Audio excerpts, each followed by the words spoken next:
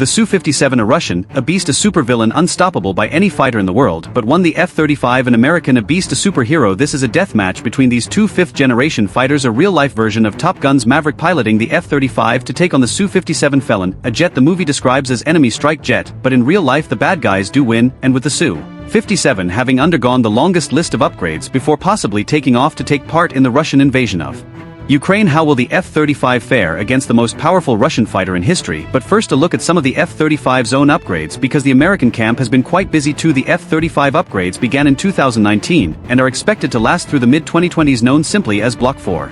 This batch of upgrades gifts the F-35 with one bigger brains in the form of new computer processors for greater computing power and a larger memory unit, and then to enable agile software development through open system architecture for seamless future upgrades. Block 4 also comes with two improved battle space awareness thanks to an enhanced panoramic display and new navigation updates, allowing for some see first shoot first action. Next up on this blockchain of upgrades are 3 more weapons and new engines. Let's see. The F-35 employs 17 additional weapons and wield powerful adaptive cycle engines developed by a team of General Electric and Pratt & Whitney. These weapons and engines combine to increase the operational flexibility of the aircraft and its area of influence. Finally, the F-35 is treated for better communication across domains. Here advanced networking and interoperability improvements enable 21st century information requirements to be fused and shared across all military domains, as this can only maximize the capability of a joint force. The remotely operated video enhanced receiver or rover is only one of such systems that bring this concept to life by enabling ground forces to see what an aircraft or unmanned aerial vehicle is seeing in real time. These upgrades are proof that one of the best ways the F-35 wins a fight is by deterring aggression that is to become lethal enough that it'll be suicidal for any other jet that is except for the Su-57, and the battle begins. We now take a look at the core factors of each jet to determine which would likely come out on top in a head-to-head, and which would well be roasted in a cloud of its own smoke. The entire fifth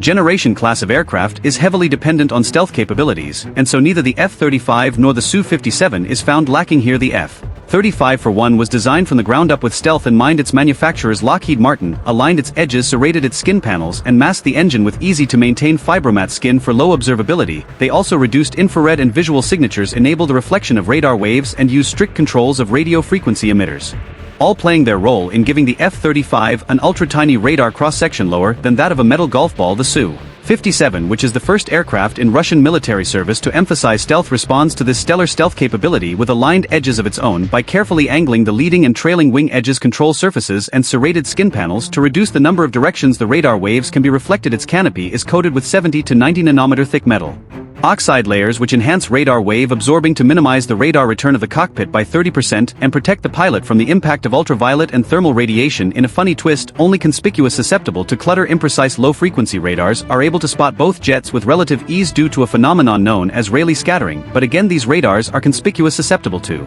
clutter and imprecise, and that's where the threat of being spotted ends for the F-35. For the Su-57, however, its manufacturers Sukhoi really only emphasize frontal stealth, with RCS reducing features most apparent in the forward hemisphere. The shaping of the aft fuselage for one is less optimized for radar stealth when compared to the F-35, possibly as a result of cost reduction or the Russian doctrine of operating the aircraft within the umbrella-friendly integrated air defense systems, a doctrine that could ripple into how far the engines can thrust the aircraft, since the jet might not be traversing continents during missions. After all, the F-35 operates a single engine, while the Su-57 is a dual-engine aircraft. On the F-35 is the Pratt & Whitney F-135 low-bypass augmented turbofan that provides 43,000 lbf of thrust with afterburner, thrusting the jet to a top speed of Mach 1.620, slower than the Mach 2 top speed of the supercruise-capable 257 with afterburner engaged. Thanks to a pair of NPO Lyoko Saturn is the Lya-117 that produce a combined thrust of over 63,000 lbf. But what the F-35 lacks in supercruise capability, it makes up for in stealth. The engines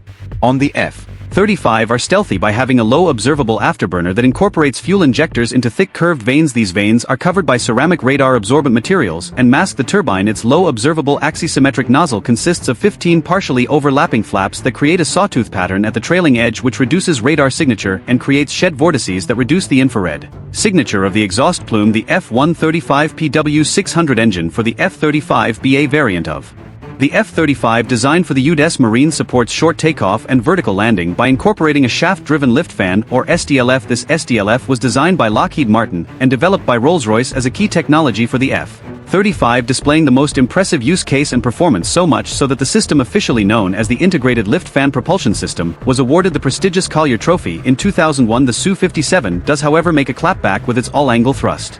Vectoring capabilities that enable the jet to super-maneuver like a gymnast in the sky. Both planes are fitted with the most advanced avionics and armament their respective countries have to offer. For the F-35, the APG-81 active electronically scanned array radar, an ASC-239 Barracuda electronic warfare system, an AUK-37 distributed aperture system, an AIK-40 electro-optical targeting system, and an ASC-242 communications navigation and identification suite all combine to provide rapid beam agility, multiple operational modes, all-aspect missile launch and target tracking, 10 radio frequency antennas, all-aspect radar warning receiver, self-against missiles, the detection and jamming of hostile raiders, laser targeting, forward-looking infrared capabilities, long-range burst functions, and an impossible level of sensor fusion to give the pilot and friendlies an omnipresent tactical picture of the battle space. Without compromising stealth, all of these are made possible by a software running on a shocking 8.6 million lines of code, which is a lot of lines of code, more than the 4 million lines of the Su-5 software. But this isn't a coding competition, and in terms of avionics, the Su-57 has its own statement to make. Its central integrated management system fuses all the data from the SH-121 radar and electronic warfare radio electronic system, the 101KS electro-optical system, multiple N036-1-01 X-band active electronically scanned array or ESA radar, and two N036L-1-01 L-band trans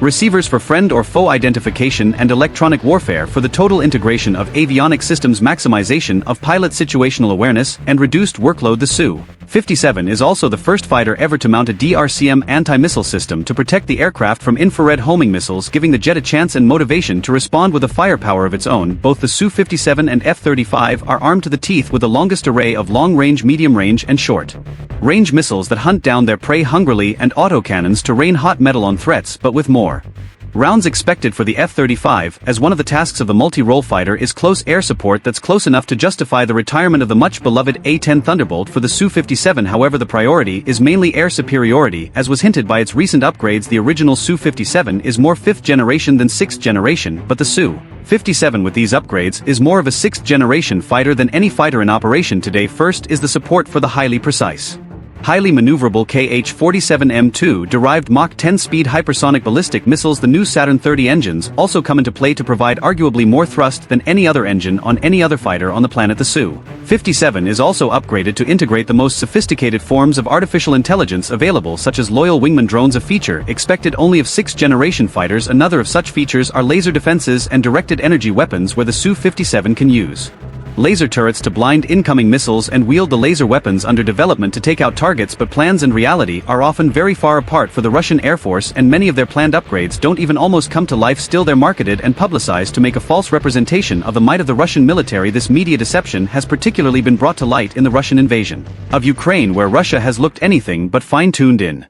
In addition to that, Russia so far only has 5 production Su-57s of the 76 ordered, while the US has built over 800 F-35s to date, which tells us two things: firstly, that the F-35 fleet is more ready for a battle than the Su-57, and secondly, that you should subscribe to this channel and give this video a like. That would be all for now. Thanks for watching.